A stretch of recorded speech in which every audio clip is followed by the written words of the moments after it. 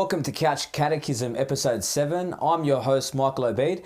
Today we've got a very special guest, Budwee Moussa from Queen of the Most Holy Rosary. Welcome, Budwee. How are you? Thanks, Michael. Thanks for having us on.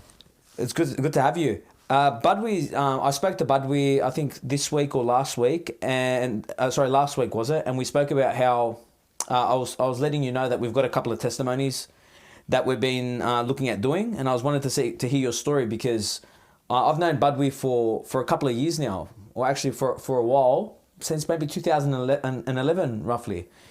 And I remember when I first met Budwee was at a friend's house promoting a charity by Sister Haytun. So you've been involved with charities for a while now, yeah? Yeah, we started up the charity roughly around 2010. 2010? Roughly around there, and then we started our first function was in 2012. Wow! So that was with Sister Haytun. So for all you guys out there, you probably definitely know Budwee from Queen of the Most Holy Rosary, but he's done a lot of things, and I've heard his testimony, and it's an amazing testimony. So, and that's the reason why we wanted to get you on the show tonight. So thank you very much for coming. So. Let's start from the beginning, I guess. So let's go. What tell us about yourself. Tell us how did this all happen? How did this all start? I'll start from when I was young. So from when I was young, I was an altar boy. I altar served for many years at in Ashbury. Yep. And it's true when they say that when you're an altar boy, God calls you. So I felt a calling from when I was young. And obviously when you do get a calling from God, and you're very close to God and you absolutely love God. Yep.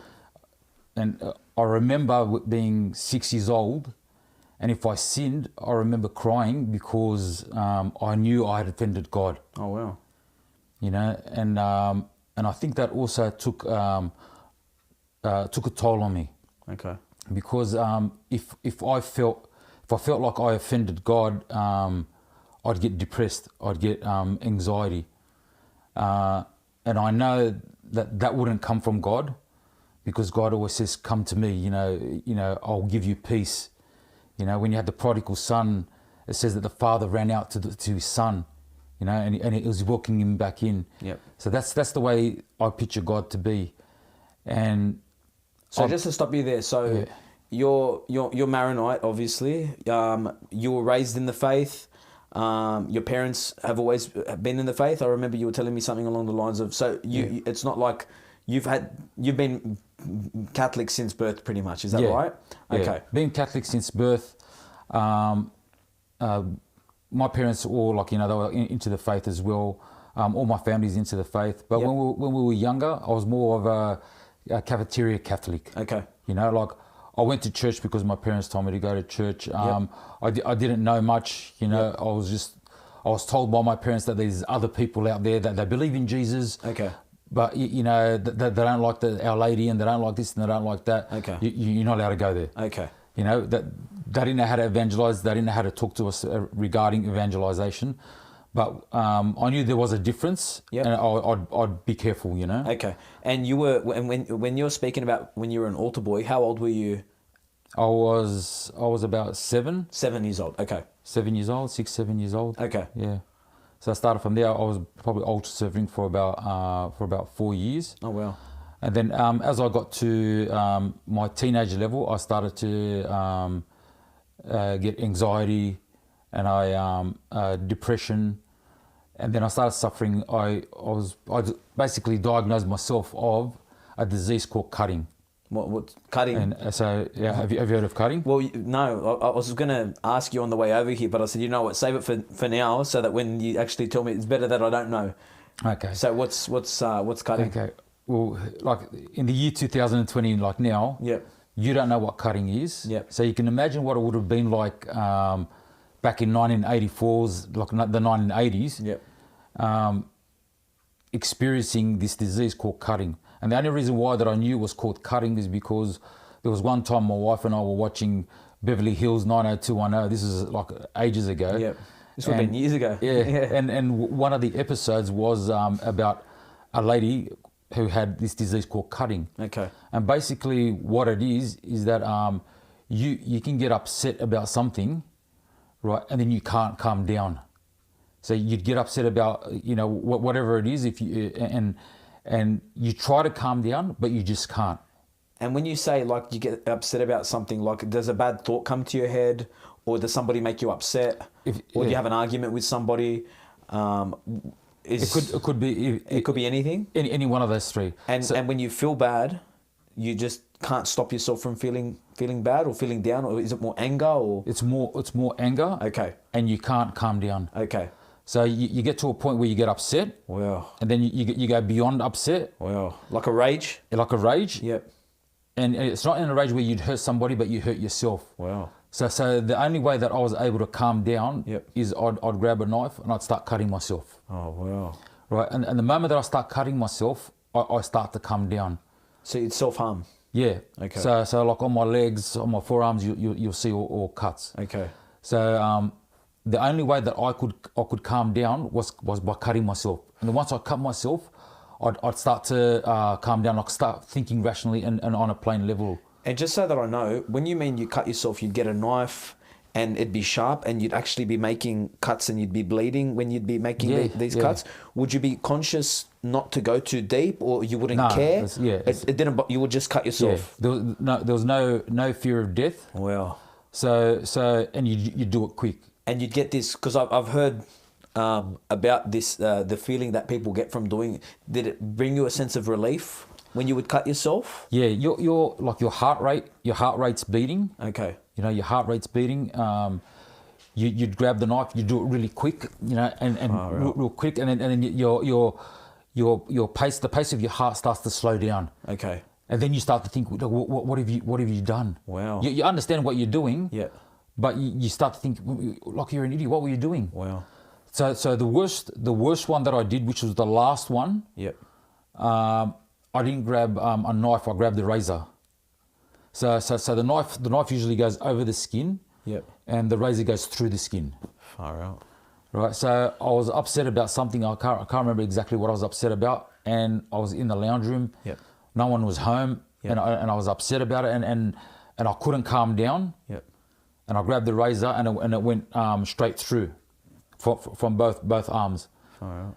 And then the only thought that I could think of is my parents are going to walk in, my forearms are all red, and from the bleeding. Yeah, from the bleeding, and I'm thinking, my poor parents, you know. So I went from the lounge room and I ran into the bathroom and I turned on the shower, and I put my hands under the shower, and you just see white and then all red. Far out. You know, and I just couldn't get it. I couldn't get it because the had opened up, and I couldn't get it to stop bleeding. So I had to put tissues on it, so the tissues soaked up the blood. While you're in the shower? Yeah. I was standing outside the shower, okay. but I had my arms. But you had your arms inside the shower. Yep. Yeah, and I was more panicking about upsetting my parents of what I did. Than about what happened. Yeah. Okay. So that summer I ended up wrapping my arms. Yep.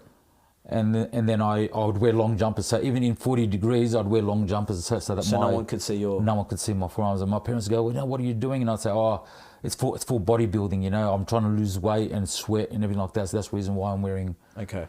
Is that the reason why you wear your long sleeves now? Because of all that? No. Okay. Oh, okay. It's just cold, but yeah. That's them. Like you probably can't see from the. Oh wow. Yeah. Okay. Can we see? We're gonna. Yep. Okay. We'll just see so that we can see, so the viewers at home can have a look. Wow. And you've got them on. Yeah. Got them on both arms. Like wow. Legs and stuff. Okay. Yeah. Keep going. So then after that. Were you suicidal at the time? I was. Or was it just this anger that you got, that you felt like this was the only way that you could self-medicate, the only way that you could calm down? Yeah, so it wasn't that you felt suicidal. It was just more. I wasn't suicidal, but I had absolutely like no fear of death. Okay. So death didn't bother me. Okay. If I died, I died. It didn't bother me. It didn't bother you. Okay. Yeah. And so from after that incident, I decided that I wanted to be bigger than life. Okay. You know, I didn't care anymore what anybody thought of me. I didn't care anymore, if somebody spoke about me, I didn't care about anything anymore. Okay. If I wanted to do something, I was just going to do it. So you just had this carefree factor about yourself? Yeah, absolutely carefree factor. And I wanted to do as much as I can. Okay. So at this time... How old were you now? That was when I was doing all that. I was about 15, 16, 17. Yep. So, and I truly believe like the devil plays on you. Yep. You know what I mean? Yep. So as an example, I might get upset that I've hurt God. Yep. But then the devil will play on it, will play on your mind and say, you hurt God, you're not good, you're a bad person. So you would get those thoughts? Yeah. So I'd get like... To make you think, like, what do you think he was trying to achieve by getting... Suicide. Oh, so he wanted you to be suicidal. Yeah. Okay, yeah. Yeah, he would try that. Okay. Yeah. And so you wanted to be larger than life, you wanted to be bigger than life, so keep going. So I started doing bodybuilding. Okay. The way that I came across bodybuilding is one day I was over a friend's house. Yep. And we were getting changed in his room. Yep. We were going out and out of nowhere he just goes, in front of the mirror, Yep. And I went, as well at the same time. And he just went, he goes, look at your arms. I go, yeah, they're huge. Yep. And at that time, my sister had little weights. Yep. So she was training at home. Yep. And just every now and then I'd just go like that with them, and I'd play around with them. Yep. And over, 3 or 4 weeks, my arms grew because of them. So then I decided, I wanted to do bodybuilding. And then I wanted to compete. Yep. So I competed when I was like 16, 17, 18. Yep. I didn't win any comps at that time. At that age, yep. And then I finished school. I had met my soulmate. Yep. My partner. Yep. My best friend. Yep. My backbone. Yep. She's everything to me. How'd that happen? How'd you meet her? I crashed the party. Okay. Her birthday? I crashed somebody else's 21st, and then she was there, and okay. And you just met her at the party? I said to her, yeah. Okay. And then we went from there, and I call her my backbone, and I call her my best friend because she stood by me through everything. Okay. And when I tell you I was going to be bigger than life. Yep. And whether you wanted to be with me or didn't want to be with me, I didn't care. You're going to do it anyway? I was going to do it. Okay. And with the poor thing, my wife was there through the whole thing. Well. So... Were you open with her from the start about Yeah. Oh, wow. So you were told her about all of that? Yeah. Okay. Yeah, I told her about like the cutting in and everything like that. I was open to her about it. And she was very open and supportive and she wanted to be there? Wow. She's always been... My wife's holy. Okay. She's always been supportive. And beautiful. Yeah. So, I started doing... then I started doing the...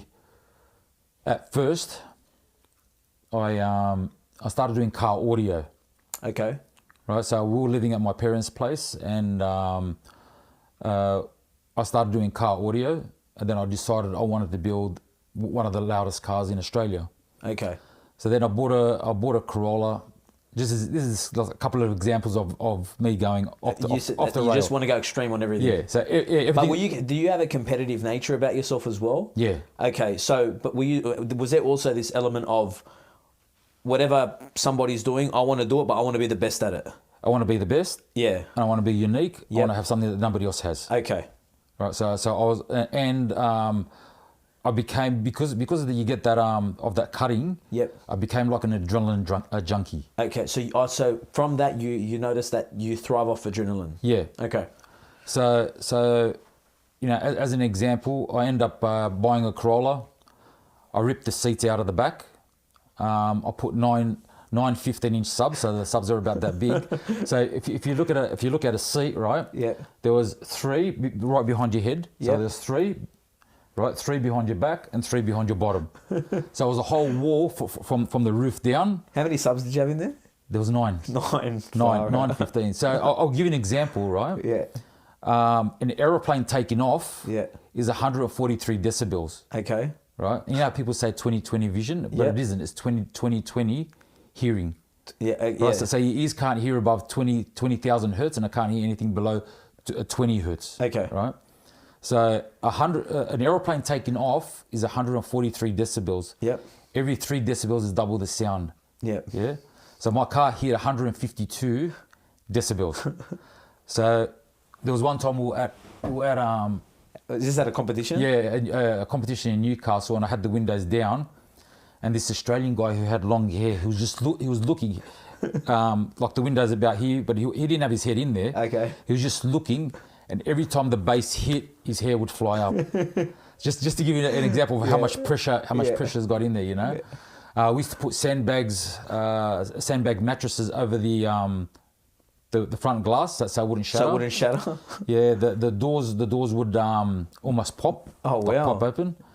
So. And you installed that system yourself? You knew how to do all that, or did you just pay someone to do it? Or no, I started doing. I saw somebody do a car audio install. Yep.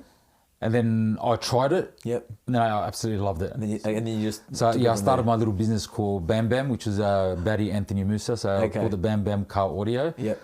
And I did that for about 3 or 4 years. Yeah. And then I did one of my clients. Yep. And he was really, really fussy. And I used to send my fussy clients to a friend of mine, and he used to send his fussy clients to me as a joke, you know? Yeah. So I did this guy's car, and it was the first time that this is when turbos first came out. Okay. So the WRXs just had come out, and the 200SXs just had come out. Yep. And this guy had just bought the 200SX. Okay. And then I installed the stereo in his car, and I decided, I installed the stereo in his car, and then I had to tune his car. So, and he was a butcher. Yep. So my dad gave him a whole bunch of knives to sharpen, and I said, okay, well, we'll go to your shop in 5 Dock. Yep. And then while we're going to your shop, I'll tune the car, like tune the stereo. Yep. I'll see if there's any engine noise so that I know, you know, which wires to put where. Okay. And as we're going to 5 Dock, he ends up racing another car. Yep. And I've got to get myself one of these. Okay. So I end up selling all my system. Yep. And then I bought a 200SX. And so you jumped from the audio into racing, is it? Yeah, so Okay. from SPO records, like holding. So you'd already won records and Records, you'd won competitions and that. Yeah, with the you'd car. achieved that goal, and now you're moving on to the next racing. Yeah, now we What, went on like quarter to miles or something, or yeah. or show cars, or It was both. okay. So this car that I ended up building ended up being a show car. Ended up breaking the Australian record for the fastest street registered 200, and held it for 2 years. Wow. And then the car was in over 50 magazines. Wow. Won the Auto Salon. Won 10 grand from Sony. Wow. Got sponsored by DuPont. So the whole car was, you know, sprayed chrome illusion. Yeah. Had the flames on it. Is this a 200? A 200SX? Yeah, 200SX. I ended up buying one. Yeah. And then spray painting it. One off body kit. Wow. So nobody else had the body kit on it. Okay. And then How much did you spend on the car, if you don't mind me asking? Oh, I'd say back then about $70,000. That's not bad. Yeah. But I got sponsored most of it. Like a lot of the engine components by C&V. They sponsored a lot of it. Yep. And when you're saying like you broke records, what was your quarter mile? Was it quarter mile, or was it 0 to 100, or? It was quarter mile. Quarter mile. So back then in around, I think it was the year 2000. Yep. 1999, 2000. Yep. No, over 2000. Yep. Sorry, it was 2000. Yep. The car came out at that time. All the turbo cars were running 11s. Yep. And then my car came straight off the trailer. First run went 10.8. Yeah. Second run went 10.6. Yeah. They barred the car. They said you're not allowed to race the car in Sydney because you don't have a roll cage. Oh, okay.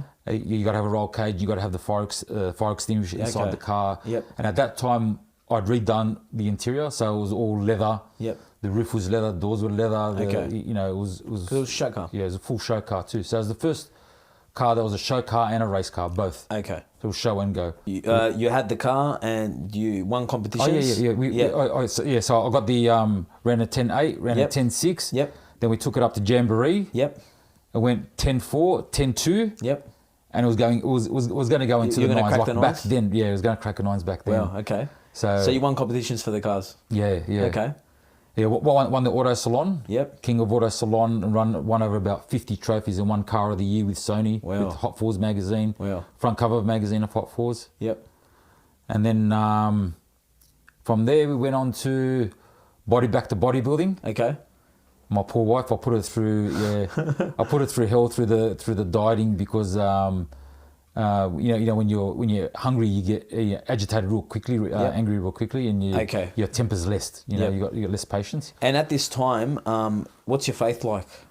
At this time, do you go to mass? Do you pray rosary? Do you go to church? We always went to mass. Okay. Always went to mass, but didn't know the Bible. Yep. Didn't know anything like that. Confession? Not that often. Okay. Not that often. No, not really. Okay. At that time, no. Okay. And then I did the bodybuilding. Yep.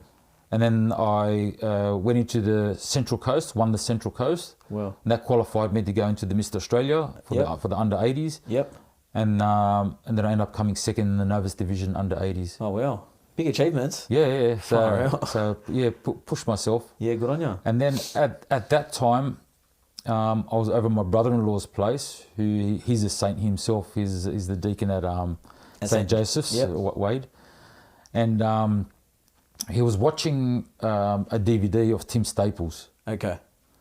And there's one thing that Tim Staples said and it bothered me. Yeah.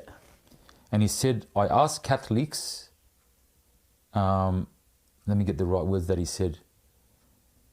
He'll say to you, I'm Tim. Yep. And then he'll ask you, what are you? Are you Catholic or Christian? Yep. That's what he said. Yep. And he goes, usually you know a Catholic because a Catholic will go, I don't know, my Catholic, Christian, and they've got to think about it. You can see when they're thinking, and he goes, when they're thinking, he goes, I know I've got him. Okay. And when I heard that, I went, you know what, that's me. Because sometimes I'll sit there and I'll go, am I Catholic? Am I Christian? I'm not sure. Yep. No, I'm Catholic. I've got to think about it. Okay. You know? Is it because you didn't know the difference between the two? No, I knew I was Catholic. Yep. But when somebody puts you on the spot, I had to think about it. Okay. Like I had to ask myself, Catholic? No, I'm Catholic. Okay. Yeah, so at this time, when I had met my wife, this is when we first got introduced to novenas. And there's one time we were sitting in the lounge room, and my wife, and we were talking about nidrs. Yep. And I said to my wife, what's a nidr? And she goes, it's a novena. Yep. And I said, okay, so what's a novena? I didn't even know what a novena was. Yep. I'd never read the Bible. Yep. So I didn't know anything about the Bible. Mm-hmm. Most of the time when I was in mass, you switch off and you start thinking about this and that. That's like everybody. Yeah. I was just switching off. I didn't know what was going on in the mass at all. Yep. If somebody said to me, "Is it really Jesus on the Eucharist?" I wouldn't have a clue. Yep. So even know what a novena was, I didn't even know what that was. Yep. And the simplest way that my wife was trying to explain it to me was a novena is basically you ask Our Lady or you ask a saint for something. Yep. They'll give it to you as long as you fulfill what you say you're going to do for them. Yep. I said, what, that simple? Yep. She goes, yeah. I said, okay. Now going back to the stereo. Yep. Yeah. I said to Marsharbil, okay, Marsharbil, if you exist, if you can put 915s in my car. You actually asked him this question? The dumbest things. You actually asked him this? Yeah, I asked him the dumbest things. Okay. Right? Yeah. Is it because you were trying to mock or you were trying to test the faith or? Yeah. I just want to know if it works. Okay. You know? Just to see if it works. Yeah, okay. yeah. And this is where God's plan is unfolding slowly for you. And it all makes sense later because a lot of people say, why would God give you a stereo, but He wouldn't give me something that's somebody's dying? Okay. And I'll explain that later on. Okay. Now, I said to Marsharbil, Saint Charbel, if you give me 915s, I'll walk from my parents' place because we were living at my parents when we first got married. In Ashbury? Ashbury. Yep. to Punch Bowl, Okay. To St. Charbel? to St. Charbel's. Yep. Right? I'll do that for a month. Okay. Every day or every once a week? Every Sunday. Every Sunday. Okay. I'd walk there. Yep. Right? Then I end up getting the 9:15s.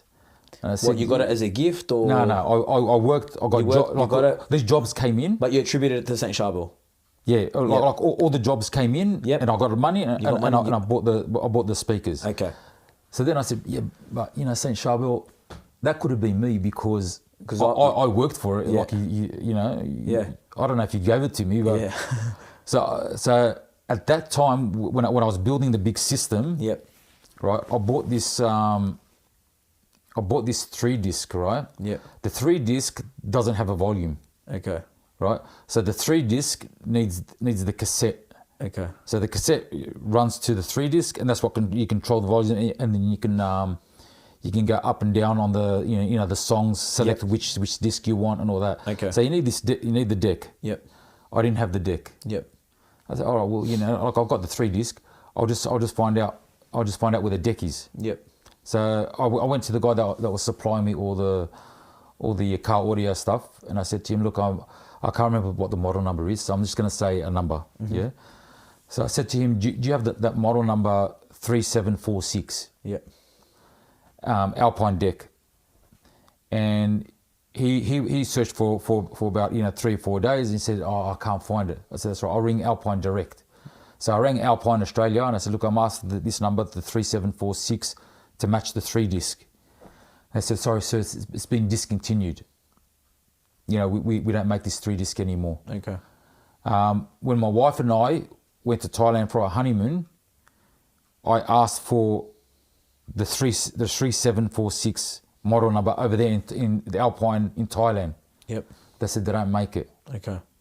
Right. So I said to my Sharbil, okay, if you get me this particular model number, 3746 Alpine deck, I'll walk the whole year to St. Charbel's. Wow. That's a big promise. Right? Yeah. I go walk the whole year. Yeah. Not long after that, probably about a month, right? I walked into to buy some gear like with wires and speakers like that for a customer's car, and there's a guy complaining on the counter, right, saying that he's got this cassette deck, but he can't find a 3-disc to run it, run with it, because they need each other. Yep. And I said to him, I just walked in. I was hearing him saying it to his name is Manuel. He's the owner of the shop. Yep. And I said to him, I go, what brand is it? And he goes, Alpine. And I said, what model number? And he goes, it's the 3746. I went, oh, you got to be kidding me. And I said, okay. I said, I'll buy it off you. I go, how much do you want for it? It's easy, $1,000. Yeah. He goes, mate. He goes, unless you got the 3-disc, you can't work it. Like you can't work with each other. Yeah. You need both of them. I said, that's right. I said, I'll buy it off you. How much do you want for it? He goes, mate, give me $400. Yeah. So I bought it, and I remember walking outside, and I tell you, Michael, my heart was, my Sharbil, he exists. 100%. 100%. Yeah. There was nothing. There was no doubt that this was not just a coincidence. No. Okay. No, nothing. Yeah.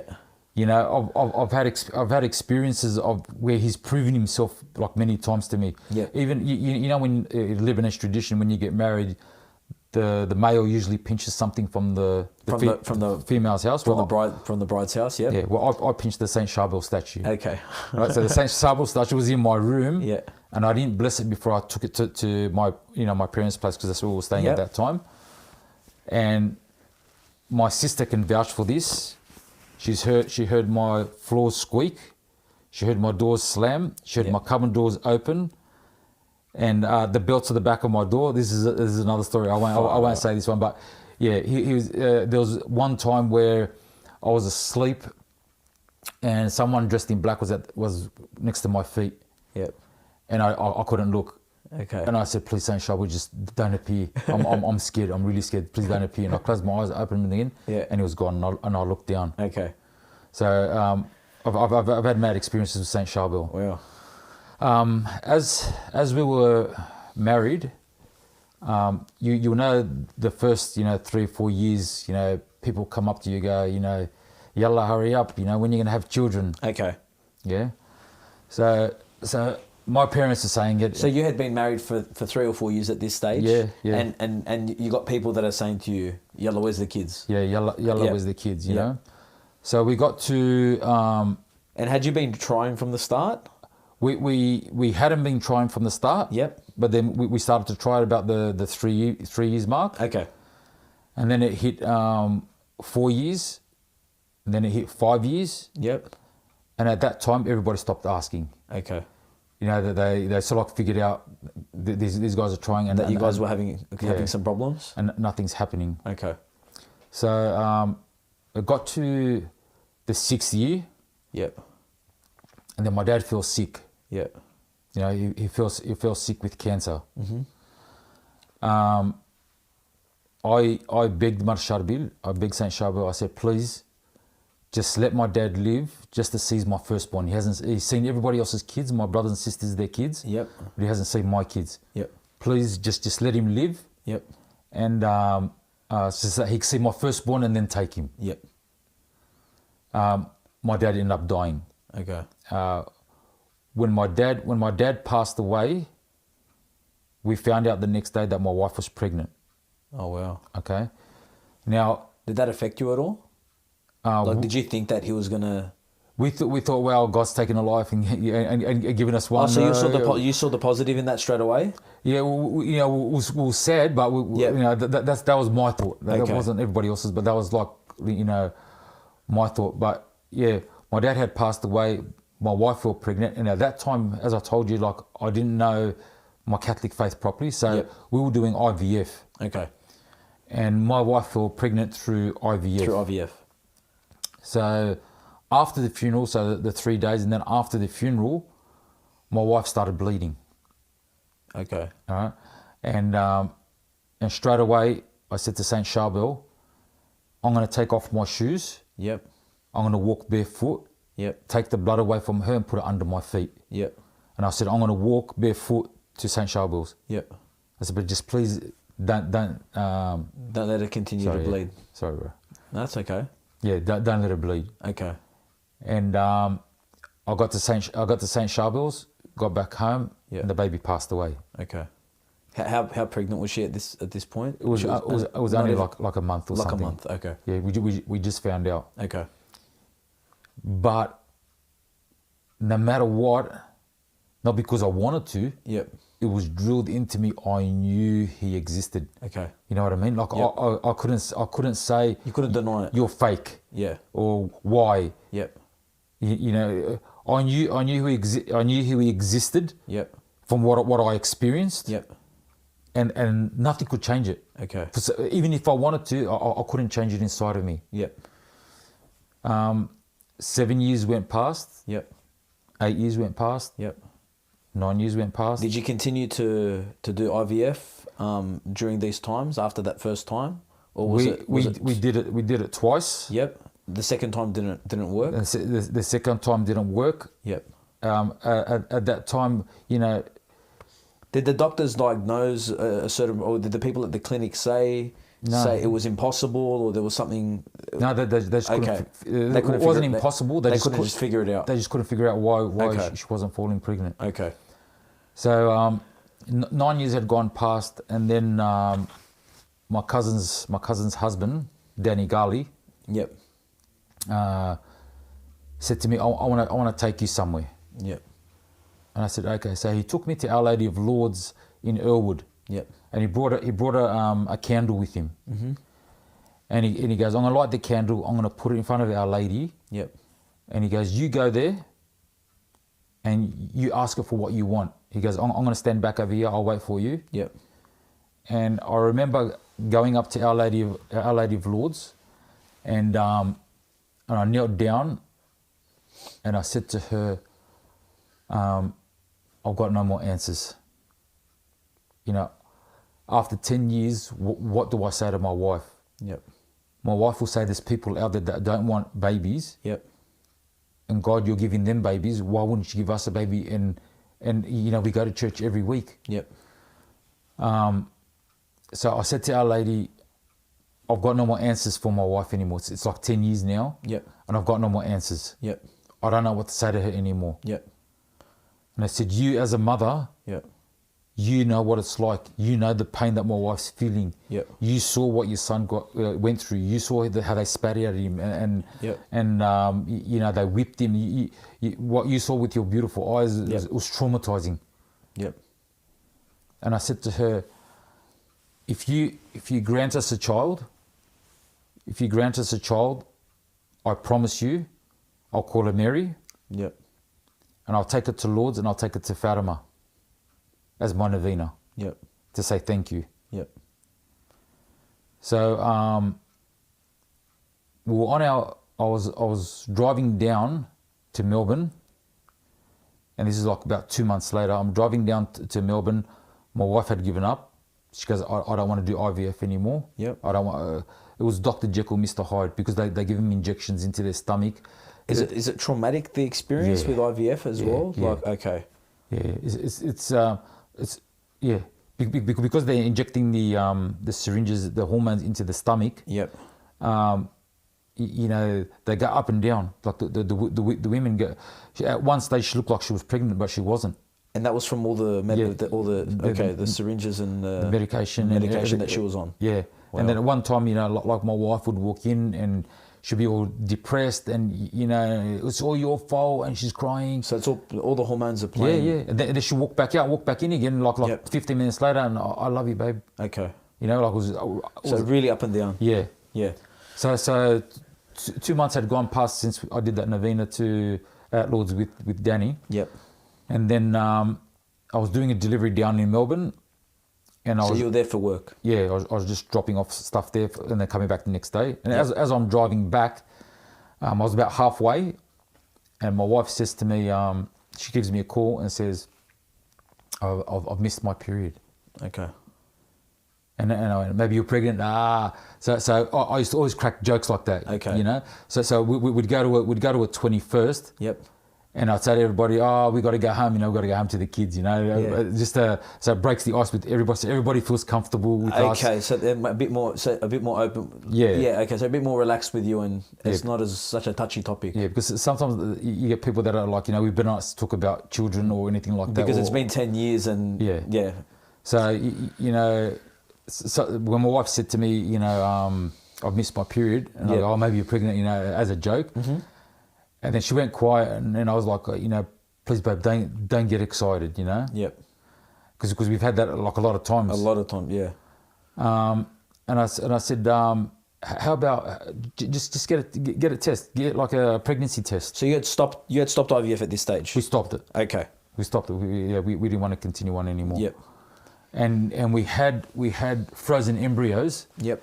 At Westmead. Yep. So we had frozen, and Naza just didn't want to do it anymore. At the hospital there? Yeah. Yep. And then, so Naza went, as I'm still driving back home.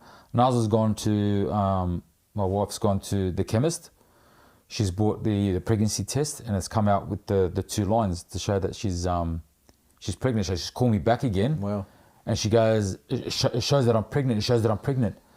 And I said, please, babe, like, don't get excited. Just don't get excited, I said, go see the doctor. So she went over to get a pregnancy test with the doctor, with the blood test, to make sure that she's pregnant. And he said, come back in a couple of hours and we'll give you the results. And he can see, the doctor can see, like she's, anxiety and, she's stressing. Yep. So he's called her up to come back for the results. And my wife's gone in. And she goes, okay, like, so what's the verdict and the results? And he said, you're pregnant. Wow. And my wife starts crying. Yep. And he goes, I'm sorry. And she goes, are you sure? And she's crying. She's going, are you sure I'm pregnant? And he goes, I'm sorry. Why is he saying? He thought she's crying because she doesn't want to be pregnant. Oh. And so he's gone, I'm sorry, but you're pregnant. Well, so he's saying it like this is bad news that I'm giving you. Like a bad news, because he thought she was crying that little did he know it was the actual opposite. No, I'm pregnant, Yeah. And so my wife was fell pregnant, and then my wife did a novena herself as well for Sayyidat Bishwet in Lebanon. Yep. So there was 3 places that we had to take our child. We ended up having a girl. We called her Mary. Named her Mary. Named her Mary. So we had to do 3. We had to go to Lourdes, Fatima, and Sayyidat Bishwet in Lebanon. So we did a pilgrimage trip. And sorry, did the pregnancy go smoothly? Everything went well? Yeah. Yep. Okay. Yeah, everything went well. Thank God. At that time I was coming into my faith. I fell in love with Our Lady. Okay. So So she came through with the goods, with the deal. It was like a process, Okay. like you see later on, it's like a process, where God has a hierarchy. You got your guardian angel, pray to that. You got the saints, pray to that. The saints will take you to Our Lady. Our Lady will take you to Jesus. So it was a Step by step process. It was working like that, And there was a reason why that Saint Charbel wouldn't perform the miracle. Yeah. And there's a reason why he was pushing me towards Mary. Yeah. Okay. All right, and that'll come with QMHR later on. Okay. So we got the we went to Lourdes. Yep. We did a pilgrimage trip in 2008, and it was a 150-year anniversary for Lourdes. Yep.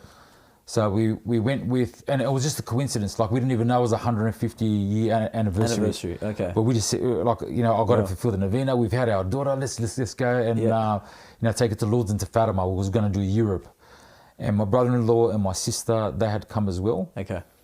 And their children, and I remember getting to Lourdes, and the church is massive, and around the right-hand side is where the grotto is, and that's where Our Lady appeared to Saint Bernadette. Okay. So we just arrived to the church. We had walked down there. We rested a bit, and then we were going to go. And this was my novena that I said I was going to take Mary to Our Lady. Yep. And she's consecrated to her. And how old's Mary at this age? Mary was 3 years old. Okay. Because we had Alicia, and Alicia was like 1. Okay. And that's another miracle. Yep. So then when we got to Lourdes, when we got to Lourdes, my sister started crying, and I said to her, "What's wrong with you, Suki baby? Why are you crying for?" She goes, "I don't know. I just feel I feel happy." And I said, "All right, well, let's all go. We're going to go around, and we're going to get to where Our Lady appeared to Saint Bernadette." Yeah. So I picked up Mary. All of a sudden, anxiety's gotten over me. Okay. Right, and that's the way I can describe it. It was the Holy Spirit coming in, and I felt overwhelmed. Yep. I started crying, and I didn't even see the lineup. Apparently there was a lineup, and I passed the line. I passed everybody. Nobody said a thing. Wow. And I stood in front of Our Lady, and I held her up to her, and I said to her, "Here she is. Yeah. Just as I promised you. Yeah. And I've brought her here to you." Yeah. Yeah. Once we got back home, this is a nice story too. Once we got back home, Mary was asleep, and she woke up and she screamed. Yeah. And I went into the room, and I said to Mary, because I'm always curious, whether it's devil, what he's trying to do, And I said, "Are you okay? Are you okay?" And she goes, "Yeah." And I said, "What did you see?" And she goes to me, "Adro man." Right? So Adro is Our Lady. She's saying that she saw a male version Adro man. Adro man just saw a male version. Okay. But he looks like Our Lady. Okay. So she called him Adro man because he had long hair. She saw Jesus. Oh, wow. And then on that same trip we did Fatima, and there's I think it's about a 50-meter walk, a tile walk that you go down to Our Lady where she appeared to the children. Appeared to the children, and I took Mary on my back, and I went down on my knees all the way to that spot. Then we still had the third one to go, which is Bishwet. Now with Bishwet, we had come back to Australia, and Naz's parents were going to Israel, and then from Israel they were going to go to Lebanon. And she was asking if she can go to Israel with her parents. And I know it's bad, but I convinced her not to go because I couldn't go at that time, and I didn't want her to go without me. Okay. It was, I know, to go to the Holy Land? Yeah, it was selfish. Okay. The Holy Land and to Lebanon, and then she was going to do the Sadik Beshwet. Okay. And I convinced her. And why couldn't you go? Because I was working. Because you're at work. That's all it was, just Okay. at work. And then her parents went, and then that weekend was St. Joseph's Feast barbecue. Yep. So we went with, we took Mary and we went and we couldn't, we bought tickets. So we had the barbecue, we bought raffle tickets, we danced, we ate, everything. Went back home. Monday we get a call. And they go, hello, it's so-and-so from St. Joseph's Church in Croydon. Can we speak to Mary Moussa? And we said, oh, Mary's just an infant. And I go, oh, who's this? They go, oh, it's so-and-so from St. Joseph's. We just want to notify you that Mary has won first prize out of the raffles, and it's a trip to Lebanon. A trip to Lebanon. And I went, oh, wow. Yeah. I said, I'm sorry, my lady, I'm sorry. Okay, I'll get my wife to fulfill the last novena. So then I said my wife and my mum and my daughter went to Lebanon and fulfilled the last... The part of the novena. The last novena, yeah. So she wanted you there. Yeah. But yeah, it was absolutely like a beautiful experience, you know? Yeah. Beautiful experience. Yeah. And so that's happened now. And then so where does QMHR fall into all this? Okay, so once we've fulfilled all the novenas, I've fallen absolutely head over heels with Our Lady. And sorry, your wife also had another. You've got 3 daughters, is that right? And the other 2 came naturally as well, or were were there also novenas involved with your other 2 daughters, or things just started to happen? No, Alicia automatically happened after 2 years. Yep. She's an absolute blessing. She's my right hand man. She's my little boy. She does everything with me. Then there was a gap of 5 years. We couldn't have children again for 5 years. Okay. And there was one time we were sitting in mass, and you know when you say the Nicene Creed, and the first part's about the Father. Yep. I believe in one God, the Father Almighty. I believe in Jesus Christ is the second one, and the third one says I believe in the Holy Spirit, the Lord, the Giver of life. Yep. And I went, you're the Giver of life. Wow. And I said, if you want to grant us another child, you can. 2 months later, my wife was pregnant, wow. and then we had Gabriella. We had the third one. Oh, beautiful. But before the other 2, when we had just had Mary, fallen absolutely in love with Our Lady. You know, I owed her everything. You know, that's how I saw it. Yep. I owed her everything. And you're growing in your faith at this stage, learning more about your faith. And well, I wasn't yet. I was I was reading books about Our Lady. Okay. Like what happened at Fatima, and just reading about her, the apparitions and things like that. Yep. So we were in the back dock, and I was loading up lounges in our truck. Yep. And we've been working for this company for like 3 years. And the boys at the back never ever talked about religion, never. Mm-hmm. And we were loading up the truck, and out of nowhere, one of the guys says to me, John 14:6, Jesus says, I am the way, the truth, and the life, and the only way to the Father is through me, so why do you pray to Mary? Out of nowhere? Out of nowhere. Wow. And I didn't know how to answer it. And I got frustrated. Yep. Somebody defeated me. Yep. You know. And that competitive I nature do the car you. audio, mate. I do the cars. I do the bodybuilding, mate. Yeah. I will not let you beat me. Yeah. Especially, I'm in love with this lady. Yeah. There's no way you're going to beat me. And I was, if I could tell you, I was like one of those cartoons with the steam coming out of its head. That's how you felt when you said that to you? Yeah. And at that time, I was starting to go to confession, so I was starting to understand a little bit. Yep. And I remember I went to St. Joseph's Church, and I went to confession, and I said to Father, I'm in rage, you know, like I'm really, really angry. Yep. And he's going, it's okay, my son, we'll do this and we'll do that and do this. And I said to him, and I didn't even hear what he said because I was in that much rage. And I said, I'm still angry, Father. They said something about Mary and I didn't know how to answer it. Yeah. And he came forward and he goes, what did they say? And I said, and he goes, they said this, and I said, they said this, and this. And he absolved me of my sin. And I remember I walked out of confession and I pointed to Jesus and I said, if you want me to defend your church and you want me to defend your mother, I ask you to please send me wisdom and knowledge and I will defend. Yep. So I remember going back home that night. That was the Sunday confession. So Friday's when they said it to me. Sunday went to Mass, went to confession, Sunday night now. And I went onto the computer and I wrote how to save Catholics. Right? And it came up with how to save Catholics with all these things. You shall call nobody your father but the Father above. So why do you call your priest father? You know, why do you pray to Mary? Why do you pray to saints? Why do you worship statues? And it came up with all these things, how to save Catholics. Right? So then I took the questions and I found this website called Catholic Answers. Okay, and you put all those questions in there? And I put all these questions in there, and I'm just reading a couple of things. And go, oh wow, look at all this stuff, you know. How did you find out about Catholic Answers? It was just I just wrote how to, you know, Catholic answer. Because it's a very good website. Yeah.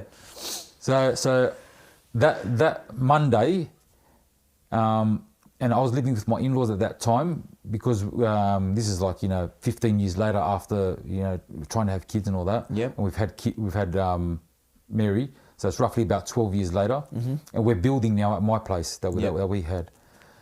And so I'm in a hurry. I was always in a hurry after work to get back to my place to work on my house. Because it took us 3 years to build the house. So Monday's come, and I've loaded at the back of the dock, and this time there's not one Protestant, but now there's 4. Right? So I've picked up the my paperwork. And I'm walking past them, and it's like the guardian angel saying, say something. And on this side, the demon saying, you got to go home because you got to finish your house. You still got to paint. You still got to do this. You still got to do that. Okay. You're going to run out. If you stay here, you're going to run out of time. Okay. And I walked past them, and then I went, oh, I'm going to say something. Okay. Mind you, Michael, I know no scripture, no Bible. Haven't read it. You'd only read a little bit on Catholic Answers on something. No, but like I didn't even it didn't even register yet. Okay, you know what I mean? Yep. So I turned around and I said, I'm gonna teach you what your ministers teach you wrong. Yeah. And they all stood up. And I went, they were ready for it. They wanted to go. Here we go, man. They're going to pop out all these Bible verses, and I'm not going to know them. But, I'll challenge them. I'll go back home and I'll learn more, Yep. And then out of nowhere, I said, I'm going to say 10 good things about you. His name was Jerry. Yep. I said, Jerry, I'm going to name 10 good things about you. No. Oh, sorry. First I said to him, I want to ask you, I'm interested in your church. And he goes, oh, that's good. And I go, what church you go to? He goes, Pentecostal church. And I said, okay. And I said to him, okay, I got to ask you a question. If my son is sick or if my daughter is sick, am I allowed to ask you to pray for my daughter? And he goes, yeah. I said, am I allowed to ask your mum to pray for my daughter? He goes, yeah, of course you can. And I said, why would I ask you or ask your mum or ask even anybody related to me who's a sinner to pray for my daughter and not ask the Mother of God? And I'm waiting for Bible verses to come. Yeah. Nothing came, and I'm going, wow. No, I go, wow, like he had nothing. Nothing to say, and he's just thinking. He was thinking. Right? And I said to him, Jerry, I'm going to name 10 good things about you. Straight away, I just went, I'm going to name 10 good things about you. Yeah. I said, you're handsome. You're a good person. You're a good person. I named 10 things. You know, and I said, you're holy. Yep. You got your generous personality. And I named all this stuff. I got to number 9. Then I went to number 10, and I said, number 10, your mum's a cow. Yeah. And I said, I just want to, and I could see he got really upset about it. Yep.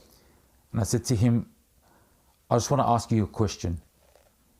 Out of the 10 things that are named about you, what's the one thing that you remember? And he wouldn't answer. He's just looking at me. Yep. And I said to him, the one thing that you remember is when I said to you, your mum's a cow. Yep. Is that right? And he goes, yeah. And I said, okay, so let's say now you're on earth and you're praising the Lord Jesus as your personal savior. Yep. And you're loving Jesus. Yep. And you're preaching Jesus. Yep. But you're bagging his mum. Yep. Now, when you die, what do you think the one thing that Jesus is going to remember? I turned around and I walked off. Yeah. And you left it at that. I left it at that. Yeah.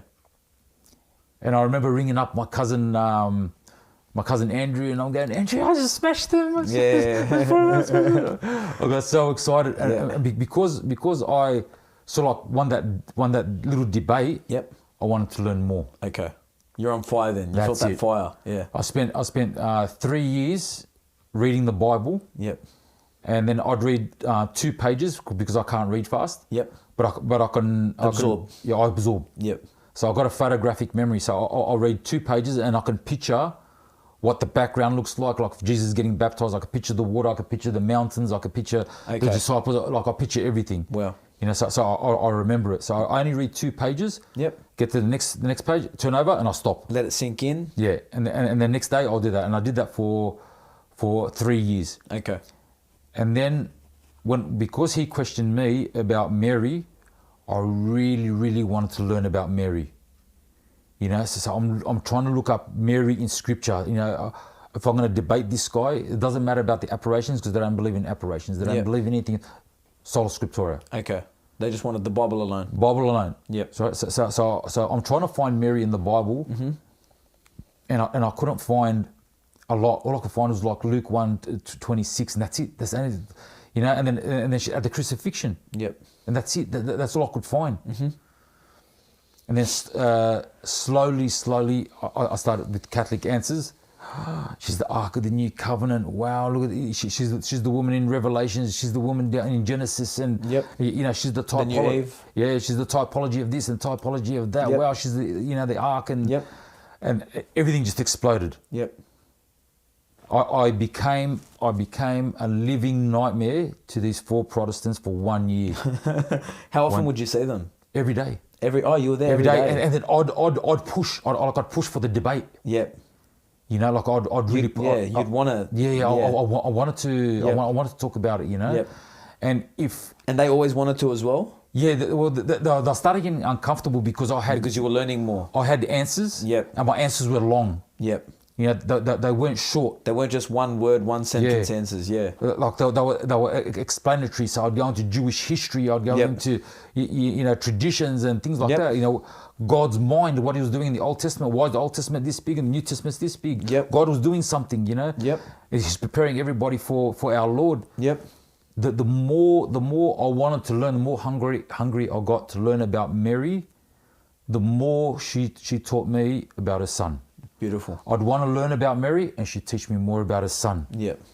Right, so I'd want to learn typology on Mary. Yep. Look at the typology on Jesus. Oh, look at Abraham new and Eve, Isaac. Yeah. Old Eve, new Eve, old Adam, new Adam. Yeah, new Adam. You know the new Ark Moses. of the Covenant, manna. Yep. You know the new Isaac. Wow. You know, I was. So learning about Our Lady, you're learning about Jesus as well. Yeah, she was teaching me about her son. So every time I was trying to learn more about her, she was teaching me about her son. Okay.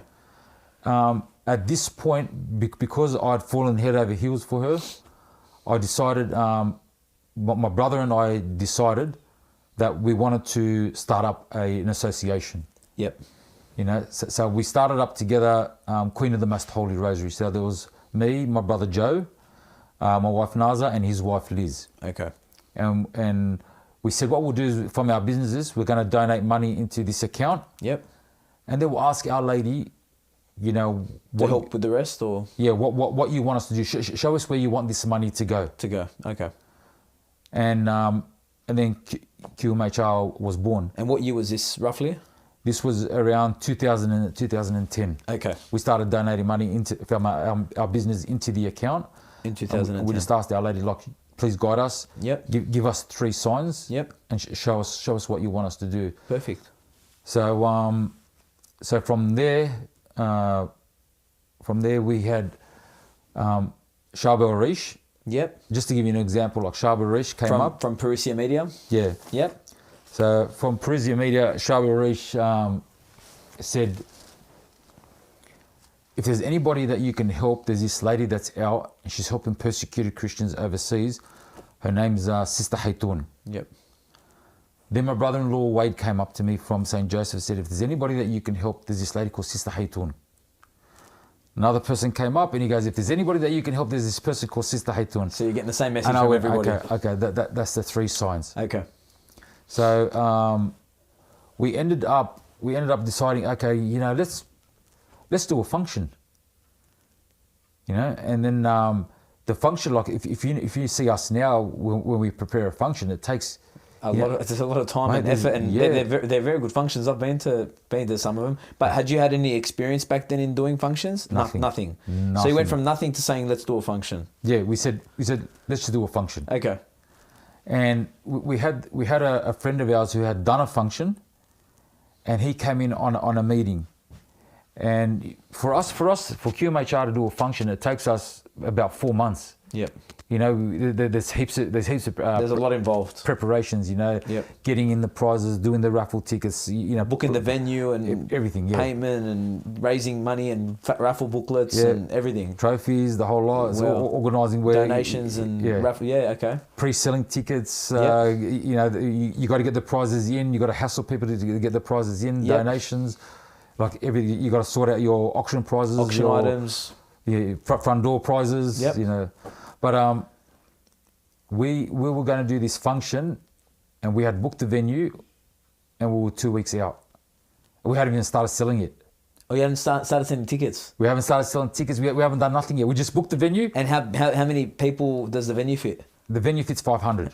Wow. So I was at Wistella, at the Grand Wistella. And you got 2 weeks to go. And we got this guy and just tell us what to do, And he was my brother's friend. Yeah.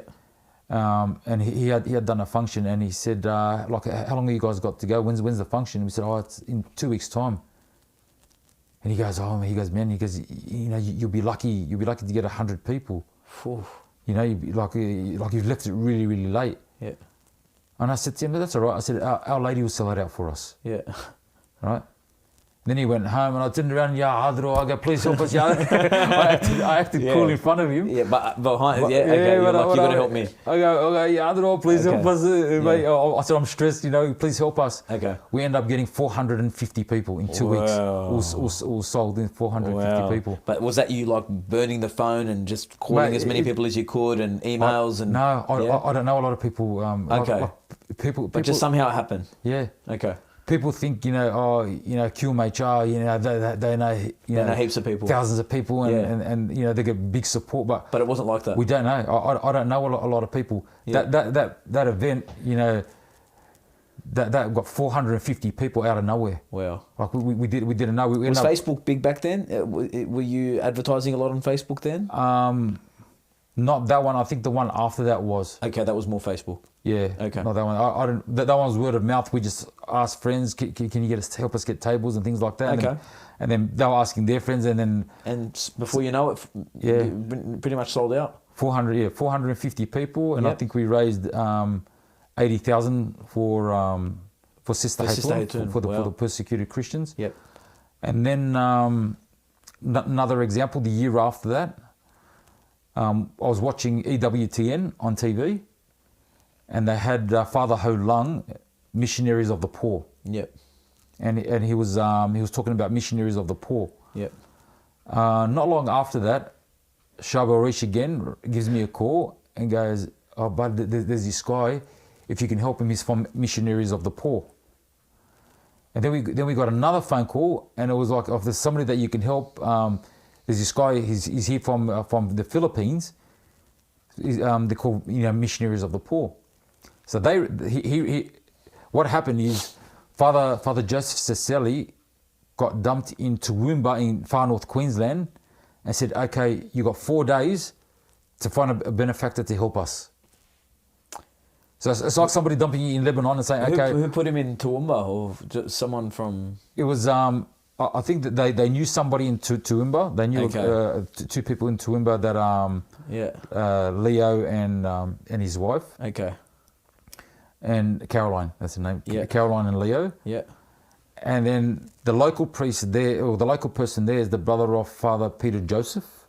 Okay. Yeah. Father Peter Joseph put him onto Bishop Porteous. Yep. Bishop Porteous put him onto Charbel. Yep. Charbel gave us a call, and then at that time I thought, that's the third sign.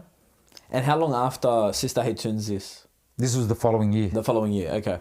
The following year. So then they drove over 10 hours, like 10, 15 hours from Toowoomba, straight down to my place. Yep. Because we're having Father Joseph McShane over, and Yep. then they came over. The poor priests, like they were getting ready to do like a presentation with a board and a computer and things like that. Yeah. I said, it's okay, Father. I said, it's okay. We'll help you. We'll help you. And he goes, praise the Lord, praise the Lord. He goes, we had 4 days to find a benefactor to help us. Wow. And today's our 4th day. Tomorrow we're leaving back to the Philippines. Wow. So yeah, we end up, we did a function for them, and I think we raised 125,000. And then, we end up, we've done more functions for them. We built a hospital. We built an apostolate for them. We've bought them an ambulance. Wow. Now we also helped the Jamaica office. We did another fundraiser for. And is there an affiliation between, you know how Maronites on mission, they go to the Philippines? Yep. Is there an affiliation with them and Missionaries of the Poor as well? Do they go out? Okay, so the QMHR have something to do with that setup? With what they do in January when they go over there? When Maronites of mission go over there, they do like a medical mission. Yep. And they also raise money to help like to feed the poor and all that. Okay. We do our functions. We try to help the brothers. Yep. We sponsor their children. Yep. And then we also help to feed the poor. Okay. So both are pretty similar, but they also do like a medical mission, which is we haven't got the experience to do. That's the second year you're helping them. Yeah. And then the third year. The third year, off the top of my head, was Family Life International. Okay. Paul Hanrahan. Yep. And did that work in the same sort of way as well? Yeah. At that time, we started to have regular people that help us. We had regular people that we can call. Yep. And it just started to grow from there. And then we just kept doing it. Then we did another function for Missionaries of the Poor for East Timor. Yep. That one we raised, I think, we raised up to 220,000. What, $220,000? 200, yeah. For Missionaries of the Poor. Yeah, that's East Timor. East Timor, wow. So that's to build a new apostolate, which we still got that in the account because they were waiting for the bishop over there to sign the property over to them. Yep. So they've started building, and we've sent them some funds just to buy like the vehicles and things like that to. Excellent. To start that project. And that's in East Timor. That's in East Timor.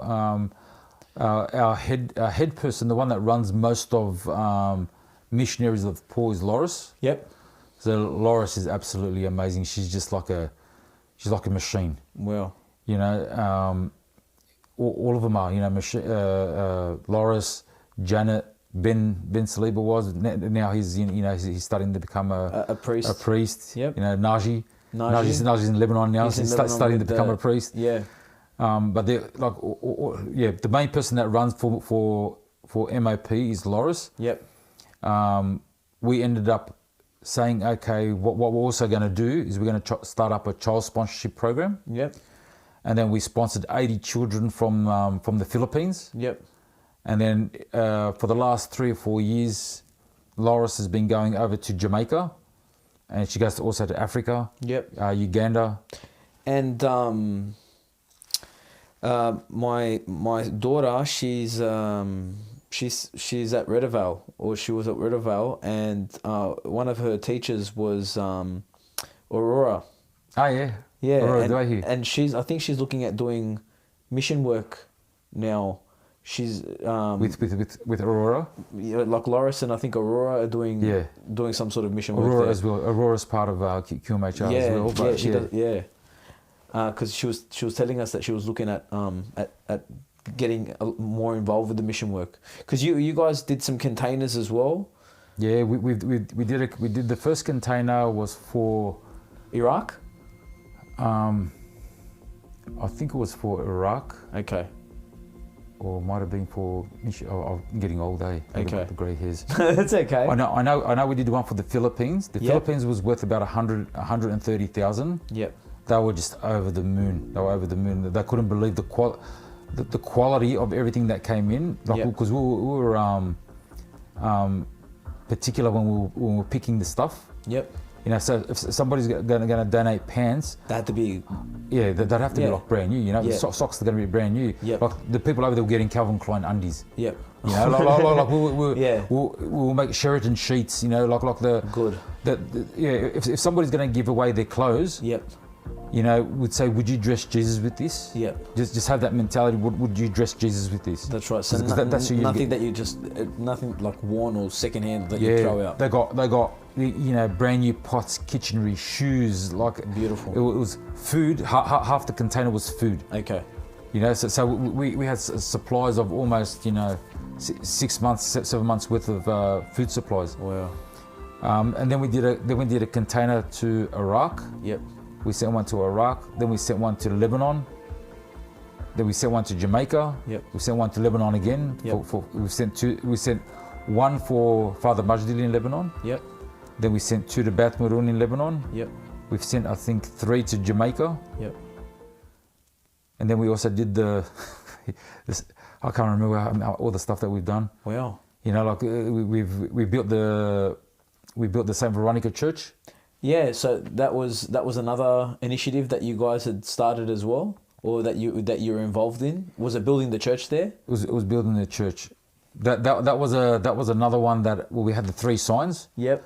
That one wasn't 3 signs. That was actually 4 signs. Okay. Because I didn't want to do it.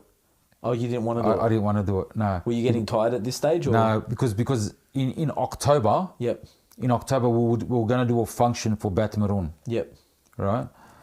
And this was at this stage that Charlie Bakos was starting to get into the faith. So he's also part of QMHR. Yep. And there's also Rita Toomey. She's also part of QMHR. Yep. So it was at this time Charlie was getting into the faith, and he was just meeting Abuna Tonyos. Yep. And he saw a video. He saw a video on YouTube. Yep. He asked God for some signs, and then he saw a YouTube video of Brother Manuel speaking about Saint Veronica. Saint Veronica. He goes to me, bro, you got to see this. Yeah. You have to see this. Yeah. Yes, Charlie. Yes, Charlie. Yeah. But bro, you got to help him. You got to help him. Yeah. Actually, I'll come back to Saint Veronica. One of the containers that we did was one of the containers that we did for the Philippines was when they had that big typhoon. Okay. And it was at that time. This is the first time that Charlie came to the faith. Was coming into the faith. God was calling him. Yep. Right. So his uncle had just died. His best friend had just died.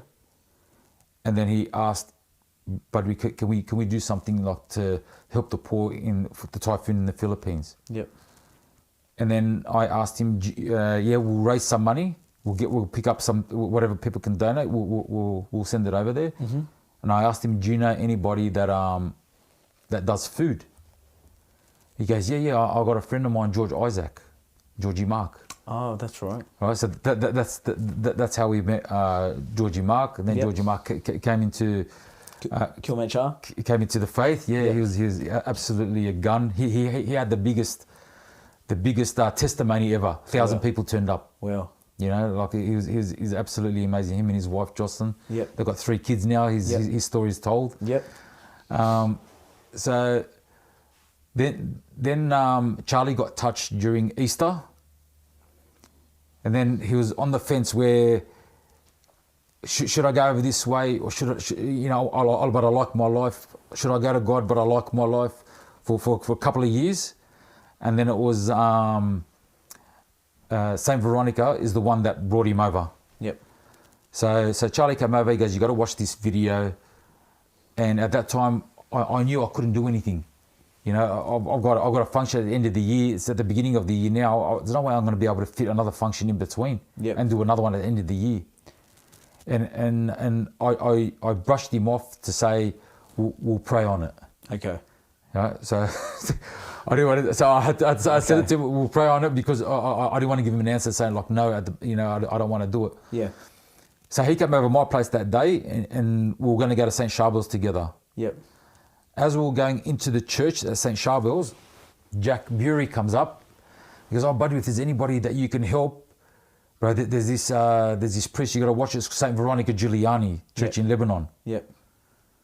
And that was your sign? Charlie goes like that to me. I go, all right. I go, we'll pray on it. Let's go into church. We'll pray on it. We get into the church. Yep. And St. Charbel's, they always say, St. Charbel, pray for us. St. Namtala, pray for us. St. Rafka, pray for us. That's it. And St. Mary Mikilab. And they added someone this time? They added St. Veronica Giuliani, pray for us. And that was it for you? And I went, far. I go, it's 3. He goes, he looks at me, he goes, it's 3. He said 3. Yeah. So we'll pray on it. We'll pray on it. Okay. We get back home. There's another guy called Joe Isaac. Yep. Joe Isaac calls, and he goes, we're from St. Joseph's Church in Croydon. Yep. We've been given your number. Yep. If you can please help, it's regarding St. Veronica Giuliani. And that was it for you? And I said, all right, let's sit down. That was all in one day. In one day. Four signs in one day. We came back from church and I said, okay, let's watch this this video. So, St. Veronica. Yep. Absolute powerhouse saint. Yeah. She sold out the event herself. Yeah. You know, like, was that the biggest fundraiser that you had raised money for to date? Was that one of the biggest fundraisers that you've done? Yeah, that one there and another one for Bat Maroon are pretty. How much did that get to?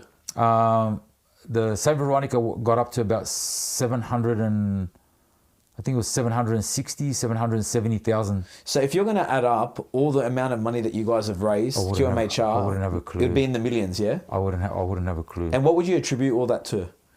Like just purely just Our Lady? Our Lady. And St. Veronica Giuliani? St. Veronica Giuliani's function, yep. She sold it out. Well. She did it all. I can't even begin to tell you yep. miracles that we saw with our own eyes. Yeah. That, you know, she was one of them were at St. Michael's in Belfield. Yep. It was a plumber, right? And we till today we still don't know what the problem was. Yep. Joe Isaac said to him, "Ask Saint Veronica Giuliani." Yep. And she'll help you. Yep. So he's walked into St. Michael's Belfield. St. Michael's, walked back out, and he goes, "I don't believe it." He goes, "I don't believe it." What happened? We don't know. Okay. All he said is, he goes, "I want to donate. What's the account number?" Yeah. And so he goes, "Oh, we're doing it through QMHR." Yep. He goes, "Here's their details," and he donated 20,000. Just like that. Yep.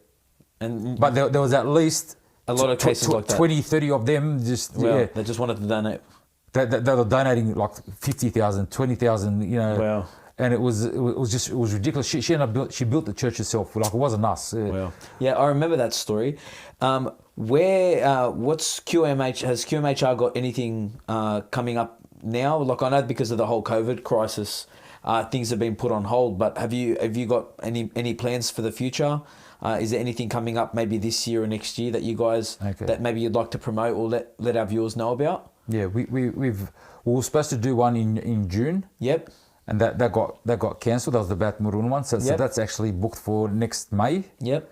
So we're not doing anything this year. If this crisis of the COVID-19 settles down, most likely we might be doing another container to Jamaica. Okay, and we'll probably let the viewers know that if they want your details for QMHR to want to be able to donate or to get involved, we'll probably we're gonna have the details on the screen so that people will be able to see that. And last thing before we go, because we're just running out of time, I was helping you with an initiative that you guys were doing. I don't know, are you guys still doing it now, where you have the runs around Sydney where you're giving food to certain families that need assistance and need help? Because you've been doing that for a couple of years now, haven't you? Yeah, we were doing that for ARC Mission. Yeah, ARC Mission, that's right. ARC Mission, Act of Random Kindness. We were doing that for That's another story. Yeah. I won't say that one. Yeah. How that came about. But we were doing that for about 4 or 5 years, and then we couldn't do it anymore. Yeah. Like it was just getting. It was getting a bit. Yeah. Yeah. Because I know Loris was doing that. Yeah, we were servicing I think 25 families here in Australia that were struggling, and then we were getting foods, and we had one full basket of meat, one of you saw it like veggies and pantry stuff. Because I know there's a lot of families, like a lot of single mothers with kids and no jobs, and families that have had like fathers with cancer and people passing away, not having any money in our own backyard in Sydney, not having money to buy groceries and things like that. You guys were organising hampers and things like that on a weekly basis to be delivered to these people. Yeah, we did that for about 4 or 5 years. Beautiful. And then we just couldn't keep up with work and keep up with functions. It was just getting too much. Yeah, so we ended up giving the contacts to Maronite's on Mission, and then they took over. Yeah, beautiful. So if there's any, just before we go, is there any advice that you can give for anyone that's looking at wanting to get involved or to want to start learning more about their faith or getting involved in charities? What's some things that you could probably say, or what's one last thing that you could probably say? With my personal experience. Yep. One thing that stood out in the Catechism of the Catholic Church, it says the whole purpose of your creation is to know, love, and serve God. Yep. And it has to be in that order. Yep. So me as a simple person, I'm not a theologian. Yep. But every single person needs to pick up their Bible and learn their faith and learn it and learn about God. And God will end up teaching you. Like when I first read the Bible, I reckon 70% of it I didn't understand. Yep. And then over certain amount of time, God starts explaining to you, and you start to learn. Yep. But to know God and to love Him, to serve Him, you first have to know Him first. Yep. And then you'll be able to love Him, and then you'll be able to serve Him. Beautiful. Well, thanks very much for coming on the show. That was a very, very great story.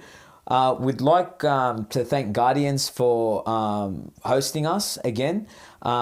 Budwee, thanks again for coming on. That was a great story. If you guys want more details on how to get involved with maybe donating to QMHR, we're going to leave the details below. That was a great story. Guys, thank you very much for tuning in to another round of Couch Catechism. I'm your host, Michael Obeid, on behalf of Veracis Media and Guardians. Thanks for watching, and God bless.